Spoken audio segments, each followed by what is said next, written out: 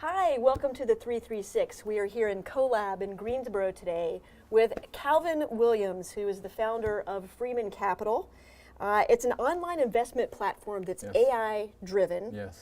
And I want to talk to you about that because I have a little strange obsession with AI. And how did you go about finding an AI partner? Talk to me about finding that sort of expertise here as an entrepreneur. Well, one is that I am a graduate of North Carolina A&T, where I Go have Aggies. Go Aggies, where I have my computer science degree, and so Okay. I built a number of our first AI Awesome. programs in the very beginning. Wow. And then, just by using the beauty of the internet, just kind of networking with other people that are in this space and that are operating and that are willing to license and share some of their technology. Sure. That's how we were able to bring it together. What's the best advice you've ever gotten as an entrepreneur? I would say that the best is to have a clear vision, but be flexible on the path to get there. Because we always knew that we wanted to help provide more middle class investors access to active wealth management.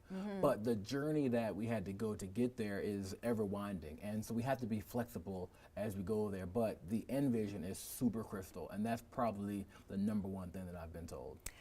So have you had to pivot on your vision and your mission at all, and how did that happen, and how did you navigate through that? So I don't think that we've had to pivot on the vision, because from the very beginning it's been uber clear. How can we help more people get access and invest? What we may have had to pivot on is when is the time and what is the channel to actually do that. Yeah. But the vision is what motivates the team, and the vision is what inspires the customers.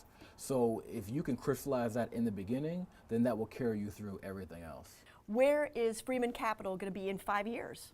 Really, our goal is to help hundreds of thousands of people to be able to get access to investments that don't just improve their financial life, but we see finances as the underlying current that can improve education, health, and overall quality of life, as well as for us managing a few billions of dollars. That would be a great 5-year vision. So in 5 years, you've got billions of dollars under Yes. management. Are you going to stay here? What's the plan for growing your business here in the Triad? So for me, I have family here, so it's really important to continue to stay here. But as you know well with this venture community, is that when you get that lead funder, they sometimes ask you to come closer to them because they want you to be close. And so for us, it would be great to stay here because I went to school here. I've been here for over a decade. And it's really just going to come down to finding the right funding partner that can let us stay where we want and continue to grow the business and serve our customers. Yeah. So how old are you now, Calvin? I am 34. So you're still a baby. Yes, so I'm when happy to you're be one. 68, Yes. twice, what you Yeah. are now, what is your life going to be like as an entrepreneur? Well, hopefully we've had a few exits by then, so I'm a bit financially independent. And really at that stage of life, I'm spending it with my family, and I am reinvesting back into the community to expose people to new, ways of thinking, bringing them insights and exposure that they otherwise wouldn't have. That is something we really need in this community, is those successful business people who have traveled down the road, learned the hard way, doing that knowledge transfer, facilitating that knowledge transfer. So there's a whole huge conversation happening now about how do we help do that. Do you have any ideas around that? How do we help? So you're a young, hungry entrepreneur. Yeah. Like, who are your mentors? What are they teaching you? What's the value of having a mentor in growing your business? Well, I say it is fundamental, because you will hit so many roadblocks if you do not have one. And so having a mentor that is overall a business expert, and it's even better when they've worked in your industry, they can help guide you. And so for us, it's really key to find those types of relationships, because we want to make as few mistakes as possible, and we find that mentors are the top way to avoid them. So let's talk about another big theme that entrepreneurs, we often discuss amongst ourselves, but maybe not often very publicly, which is failure. Yeah. And I will just set the stage by saying that I have failed colossally in my entrepreneurial life. And I have a startup that's a question mark. I'm hoping for the best, right? But failure, you were talking about, it's so important to learn from these mentors, and it's really important to learn from failure. So what's your philosophical approach to failure, and how do you process through failure as an entrepreneurial team? Yeah, so I would say that failure is a beast, because it always hits you at the worst time ever. It's never a good time to fail. And I can say, you know, there was even a time where Freeman had just formed.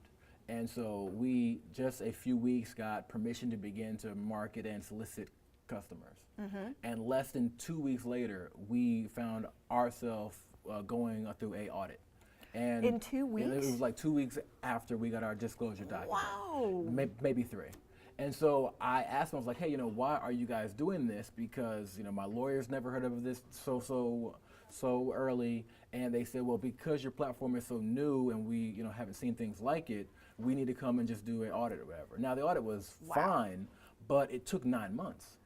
And so for me, that totally threw off our whole timeline. So Heck yeah. I had invested personally, you know, tens of thousands of dollars to get us to that point, to then find that I could not do a single thing for several months. And so that hurt. But the thing that I have realized, being an entrepreneur for as long as I have, is that the number one thing that I have to try to do, and it's very hard, is have higher lows and lower highs. Because you have to stay more balanced, because I'm an emotional guy. So when these things hit me, for me, when I'm processing these types of events and even successes, I have to stay mindful of the fact that A, this is one time in my life. This is not my whole life. Yeah. And B, that there are people that are going through real life challenges. And so I can't, you know, go through a pity party. I have to, you know, go through a period of grief or whatever you want to call it, but then you have to just get back on the horse and keep going forward. Awesome.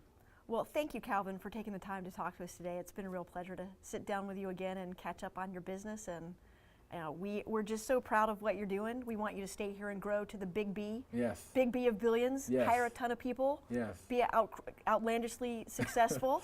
And I will be looking forward to my $1 million contribution to Venture Cafe when you get into the B's. Sounds good. Thank you for having me. Thank you, Calvin. Right here.